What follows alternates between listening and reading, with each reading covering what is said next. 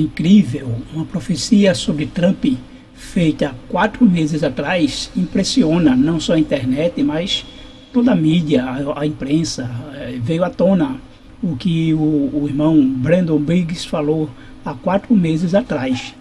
E ele, então, numa entrevista numa igreja neopentecostal lá nos Estados Unidos, ele, então, isso foi no dia 14, né? Foi 24 de março, dia 14 de março, e junto com um pastor lá da igreja, ele estava dando uma entrevista falando sobre eclipse, e então ele falou sobre uma profecia em que ele via Donald Trump sendo atingido por uma bala e que atingia a sua cabeça, né? Na visão dele, ele viu o sangue escorrendo, então ele pensou que estourou o tímpano, mas ele viu realmente essa profecia se cumprindo. E então vem agora à tona, né, a questão, a primeira parte da profecia se cumpriu, e a segunda parte, né, ele falou também de uma grande crise. A primeira parte se cumpriu, né, a profecia da bala, do tiro, foi realmente impressionante.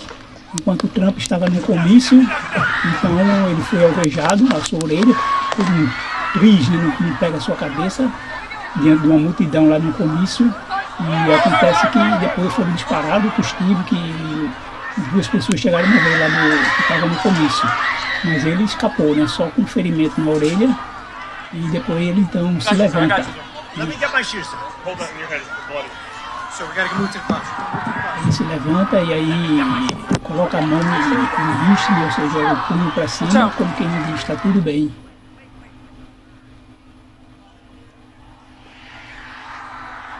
A multidão, ao perceber que ele não sofreu maiores danos, né, então começa a gritar, a ovacioná-lo.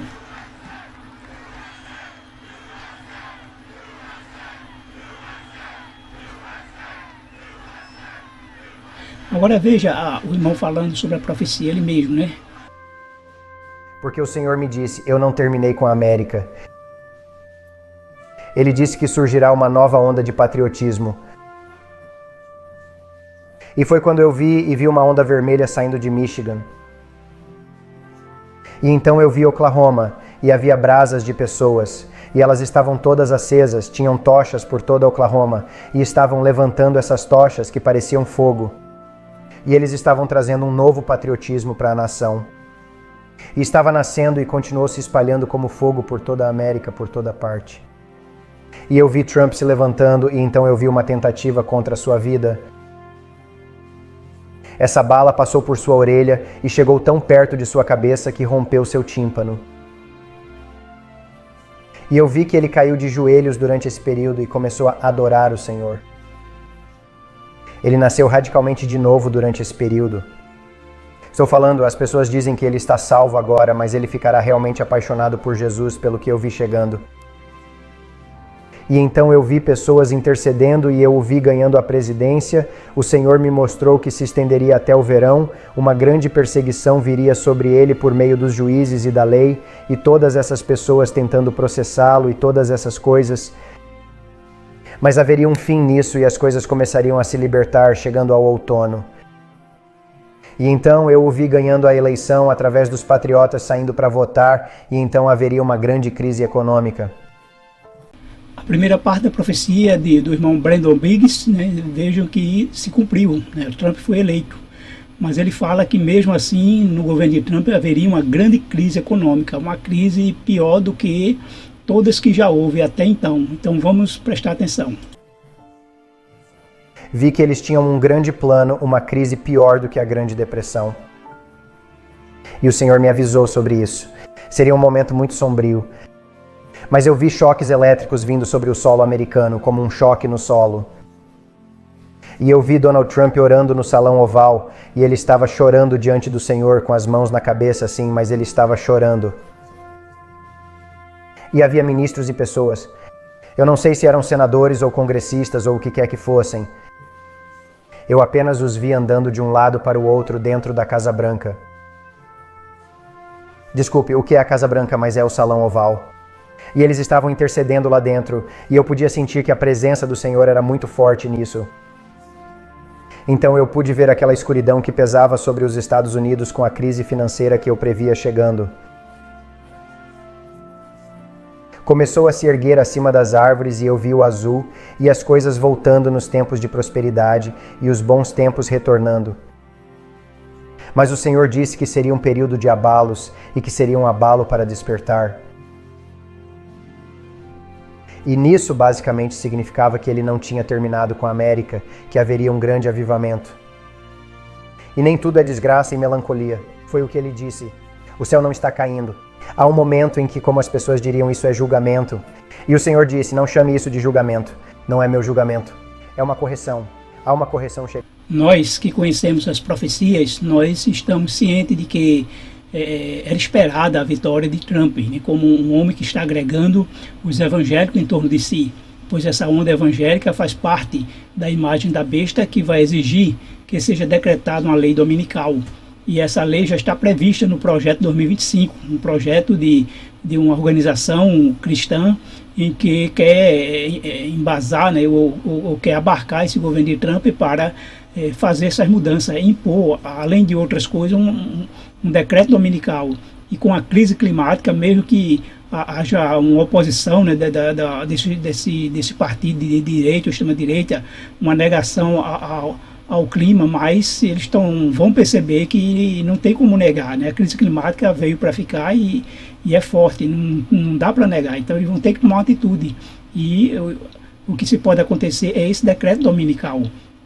E o mundo, né, nós percebemos hoje que ele está indo para a direita. O mundo ele está agregando esse povo, esses cristãos não, esses evangélicos. Os cristãos são seguidores de Cristo, não seguidores de homem. Mas esses evangélicos, e com esse apoio popular, com essa massa de evangélicos, estão dominando e conquistando o mundo e impondo o que eles querem aos governantes. E isso está realmente acontecendo no mundo inteiro, mesmo que não haja uma liderança mundial ainda, mas eles estão se agregando em torno dos partidos de direita e extrema-direita, e com isso exigindo, né, as suas metas, exigindo o que eles querem, e dentro disso é um descanso dominical. E isso é muito importante para o cumprimento profético que nós aguardamos. Eu só gostaria de lembrá-los de que o calendário bíblico não é o calendário gregoriano. O calendário bíblico ele começa no ano tropical, na primavera, no equinócio vernal, né, quando dá início à primavera no hemisfério norte. E esse tipo pode variar de 19 a 21. Então, em 2025 fica mais ou menos no meio, né, dia 20, mas entre essa data, 19 a 21, então nós teremos o ano 2025 realmente começando, né, com a primavera no hemisfério norte, e aqui no hemisfério sul é o outono. Então, até lá, pode ser que não ocorra nada, né, esteja tudo bem, mas após isso, né, após o mês de 20, 21 de março, com o início da primavera, começa o calendário bíblico. Então pode ser possível começar aí a crise, né, que vai se estender nos Estados Unidos, e essa crise vai fazer com que o decreto dominical comece nos Estados Unidos, porque assim diz a profecia. Primeiro os Estados Unidos vai adotar o decreto dominical, mas veja que no profeta, o que se diz profeta, né, o Brandon Biggs, ele diz que os Estados Unidos vai sair vencedor, vai superar e muito bem.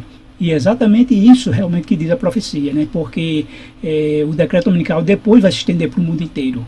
Então, se o decreto dominical operou um milagre econômico, um milagre financeiro, um milagre social nos Estados Unidos, então o mundo inteiro vai imitar, vai também adotar esse decreto dominical e vai justamente perseguir aos que se opuserem, né, a guardar o domingo como dia do Senhor.